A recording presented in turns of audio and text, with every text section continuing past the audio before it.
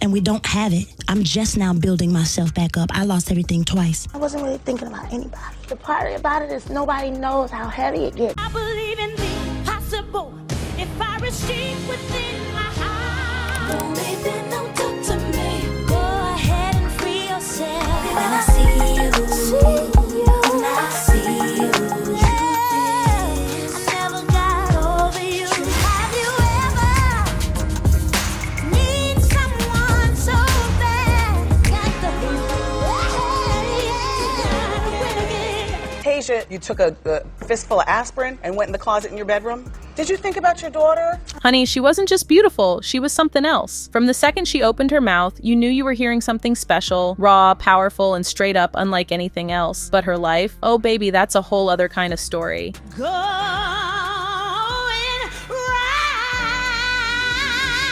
We're taking a ride that has more highs and lows than a roller coaster, with more twists than a reality show. I was tired of people doing me wrong, constantly, over and over and over again. Dealing with my family, dealing with my father, dealing with men and their bull.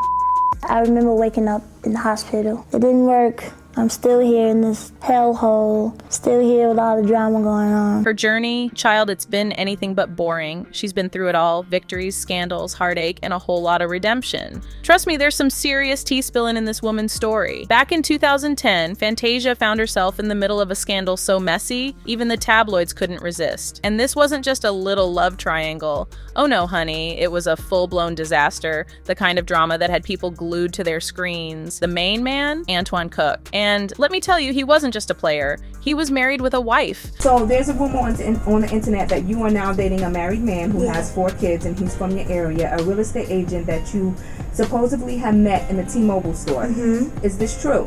I did meet him in the T-Mobile store. He doesn't have 4 kids, he has 2 kids. Cook? Oh, he wasn't about to let Fantasia just waltz off into the sunset with his man. Paula? Baby, she came out swinging, lawsuits flying, and she aired every dirty little secret they had for the whole world to see. The heart of the drama, Paula straight up accused Fantasia of knowingly chasing after a married man. She didn't just call it an affair, she practically branded her a homewrecker who wasn't even trying to hide it. No, I did not break up his home. He's just a friend. Paula went all the way there, threatening to pull out North Carolina's rare alienation of affection law, which lets a spouse sue the third party who caused their marriage to crash and burn. Oh, she wasn't playing. Paula claimed Fantasia didn't just keep the affair going, she flaunted it like it was a public service, dining and partying in front of the whole world. But of course, Fantasia had her own story to tell. She insisted Antoine sold her a dream, convincing her that his marriage was over.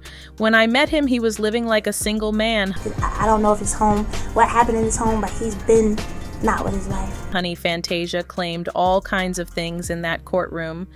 But as the drama played out, the details, jaw-dropping baby, secret hotel meetups, steamy late-night rendezvous, you couldn't make this stuff up. The pressure, oh, it was more than she could handle. As her life became a tabloid circus, her mental health started spiraling. The constant scrutiny pushed her to a dark place, and she tried to end it all. A moment that shook her family and her fans to the core. I was in a place where I felt like I couldn't win, she later confessed. I was just overloaded with everything, with carrying 6 years of so much. You know, I always take a licking and keep on ticking. You know, everybody feels like I'm so strong. She's tough. She's got it. She's got it. It just became heavy for me, and to the point where I just wanted to be away from the noise. Swallowing a whole bottle of pills in a desperate attempt, she woke up in the hospital surrounded by loved ones, all worried sick. I woke up thinking, why am I still here? She said. At that moment, it felt like the world was crashing down. Fantasia, you took a fistful of aspirin and went in the closet in your bedroom? Yeah.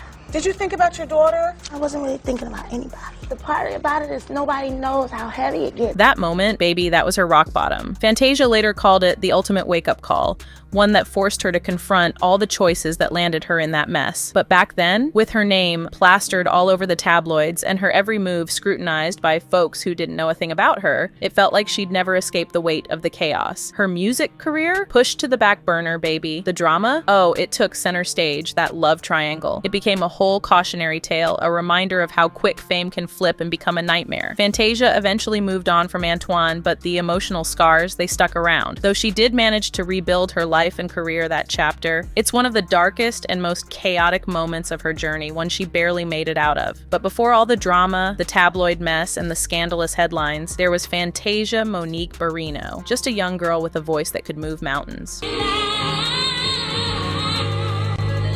Born June 30th, 1984, in High Point, North Carolina, Fantasia came into this world like she was ready to make noise. Raised in a deeply religious family where Sunday service was the main event and music was second only to faith. Education wasn't big in our home. Singing was. Get the song right. She quickly became the star of the show. By the time she was only 5 years old, she was already blowing the roof off at church with a voice that had everyone on their feet. And honey, it wasn't just about impressing folks, it was about wowing them. Sometimes I have to say thank you. Honey, they were shook, saying her voice had the kind of power that could shake the heavens. While she was making waves in that pulpit, baby, the classroom, whole other story. When she left high school, I was crushed because, again, I said, you know, this is something that happened to me. I didn't graduate. I left school. This is just taking turn for the worse. Like, it's like I saw her life going downhill, you know? And I'm thinking, this is not what I want. Fantasia would later admit that it was all about church and singing for her. And while her voice was on point, those textbooks, well, let's just say they weren't exactly her best friend. With no real focus on her education, she wasn't exactly the poster child for straight A students. I got in trouble for education, so it wasn't something that I focused on. So I lacked in a lot of different areas. Look, when you've got a voice like hers, who needs a report card, right? But still, it wasn't all smooth sailing. While the church was all in for her, school, oh baby, that was a whole different beast. Fantasia, she was bullied. Yes, bullied. All the time I would be teased for my lips because my lips were the biggest thing on my body. I was a skinny little old girl. One day I asked her, why are you being sad? And she said, because the children at school picks at me and they saying, your lips, you got big lips. I said, well, don't be sad about it. Just tell them that everybody's lips can't be the same. My mother and my grandmother used to always say, your lips are big because you're a singer. Thank God for that, and you sing beautifully. But when you're that young, the way mom and grandma seen it, it really wasn't, I didn't see it that way. I just knew that I was being picked on. She would cry and say, I don't look like them, and I'm not pretty, you know. And I would tell her, you are beautiful, and God has gifted you, and you just gotta take what he's given you and work with it. But you know what? Her faith, that was her strength, her rock, and in the middle of all that hate, Fantasia held tight to it. She wasn't about to let those haters win. Instead, all those hard years, they built her resilience and gave her the fire to keep going. Between the love and adoration she felt at church and the cold shoulder at school, she realized something powerful. Her voice wasn't just a gift, it was her ticket out. Those early struggles, they were the stepping stones that set her up for the stardom that was waiting just around the corner. All she had to do, go back to the church and trust that she was ready. I wanted to fit in, and I wanted to be loved, and I felt like the streets was gonna give it to me. My mother didn't want to see me go down the path she went down. She wanted me to break that generational curse. She saw what was about to happen, but I didn't want to hear that. At that time, I wanted different. I didn't want to be special, not have that responsibility on my life of blessing people and living up to people's expectations. I just gave up. When I was in the streets, though, I was like, yo, something don't feel right. If I don't stay connected to the church, it might get me. Me staying connected to the church was my only hope of feeling like I wasn't going to die out of timing. Asia's early years? Baby, they were nothing short of a roller coaster ride, and let's just say it wasn't all smooth sailing. At just 7 or 8 years old, she got blindsided by a betrayal that would haunt her for years. It was a trust-shattering moment that left deep scars. Imagine being stabbed in the back by someone you thought had your back. At a young age. How young were you? Probably about 7, 8. Yeah, that kind of pain, it sticks with you. It sent her down a path of insecurity and distrust that would hang over her through those teenage years. And as she got older, it didn't get any easier. School, instead of being an escape, became another battleground. With her bold personality and unique style, she wasn't exactly blending in with the crowd. Kids, oh, they can be cruel, and Fantasia, she wasn't spared from their hurtful teasing. By the time high school rolled around, it was clear that wasn't her scene. Overwhelmed and unsupported, she made the tough call to drop out. School, it wasn't her sanctuary, and leaving it behind felt like one less thing holding her back. But let me tell you, it didn't solve all her problems. With no school to tie her down, Fantasia dove headfirst into the party scene. Father and I had a lot of arguments about it because he began to say, well, she can go and get discovered and make it big. And as a matter of fact, he had met some people that hooked her up with Jimmy Jam and Terry Lewis. And she went to Minnesota. She did some demos. When she came home, she said, Ma, guess who I met? I said, who? She said, I met Janet Jackson. I said, are you kidding? She ended up back home. And I'm saying, the child needs to be in school. And he says, well, they said they're going to get her a tutorer. And this, that, and the third. I said, she needs to be in school. So my house was like really in a turmoil right there because I wanted her in school and her dad was seeing celebrityism already. You know, it's like she could be a celebrity someday. She was out there chasing validation in all the wrong places, partying hard, fighting even harder, and filling the empty spots in her heart with all the chaos around her. So I felt like, well, bump it all. Bump school, bump singing. I'm just gonna hang out in the streets with my friends, club, drink, smoke, party, you know? And that's what I started doing. But those relationships? Oh, they were messy too.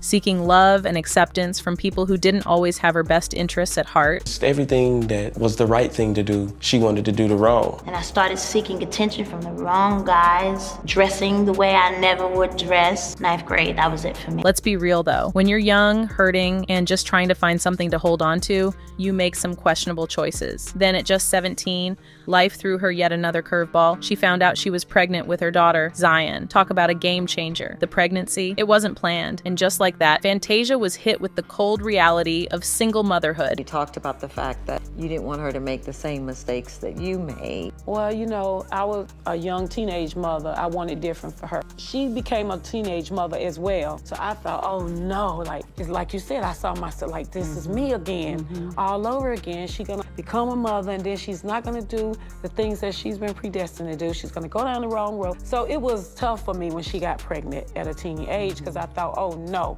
this is happening all over again, like a generational curse type thing. No one to lean on. She was out here juggling welfare checks and food stamps, barely scraping by in a world that didn't seem to care. But as hard as it was Zion's birth, that was the wake-up call she needed. It didn't magically fix everything, but it gave her a new reason to keep fighting. This chapter, it was full of struggle, heartbreak, and tough lessons learned the hard way, but it also laid the foundation for everything that was about to come. Zion became her strength, her drive, and her reason to rise above. I want the right thing. I want something that's gonna stand, especially when you have a daughter that's 9. She's watching everything. She's watching everything that I do. I want something that's gonna stand, somebody that I can know loves me for me, who can handle me being me. She wasn't just fighting to survive anymore, she was fighting for a future. And that, my friends, was the beginning of Fantasia's journey to the top. And then, boom, American Idol happened. Are you excited to be here? I'm very excited. Yeah? I'm very, very excited. Why are you excited? Because I've been singing for a long time now. Like I said, I'm not gonna stop if this doesn't work, but I'm determined, so this is gonna work. Ain't that right, Simon? All right. You ready? Yes. What do you think? Killing Me Softly by Lauryn Hill. In 2004, with only $50 in her pocket, Fantasia packed up and drove herself to Atlanta to audition.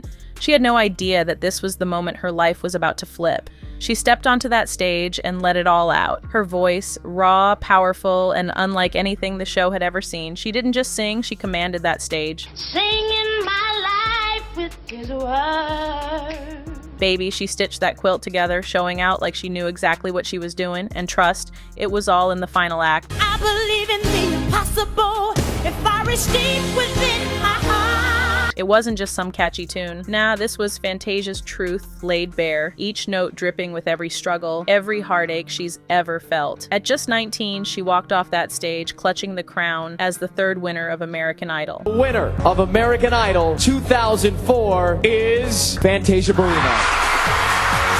Just like that, boom! Her whole world got flipped, tossed, and turned upside down. But don't get it twisted, Fantasia didn't just take the American Idol title, she took it, flipped it, and ran the game. Her debut album, Free Yourself, went platinum so quick, you'd think it had wings.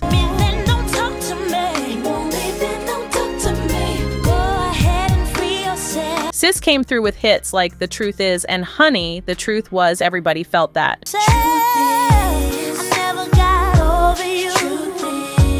Look, she had the whole world singing her anthems. I mean, they were practically calling her the queen of the airwaves.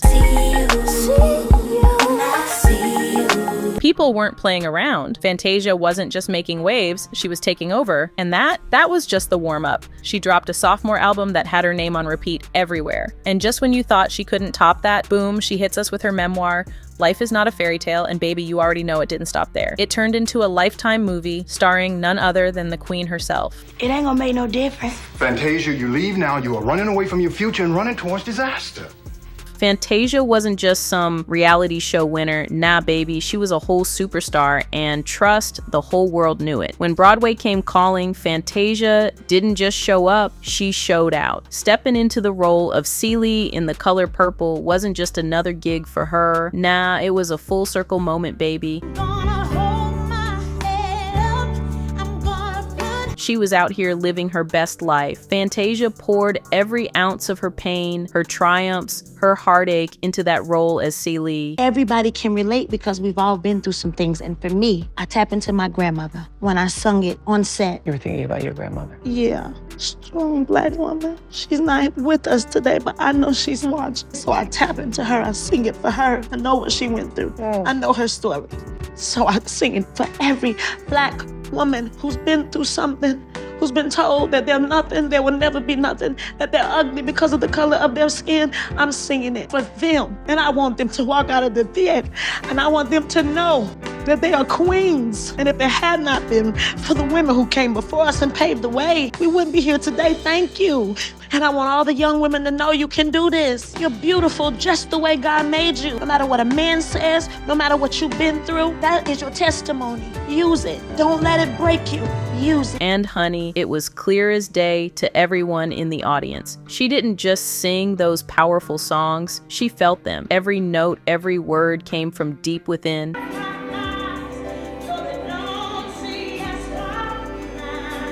The raw emotion Fantasia brought to that stage, unmatched, baby. She had folks crying real tears night after night. I live Celie's life, she said. And when she belted out, I'm beautiful and I'm here. It wasn't just some lyrics, it was Fantasia's soul singing, deep and real, right alongside Celie's. That wasn't a performance, it was a reminder that some voices don't just fill a theater, they own it. But you know, fame ain't come without its drama. Fantasia's own daddy came to her for $10 million, claiming defamation over her memoir. Then the financial troubles hit, taxes unpaid, and she nearly lost her home to foreclosure. But let me tell you, Fantasia is the queen of comebacks. That you see, they look like they have it.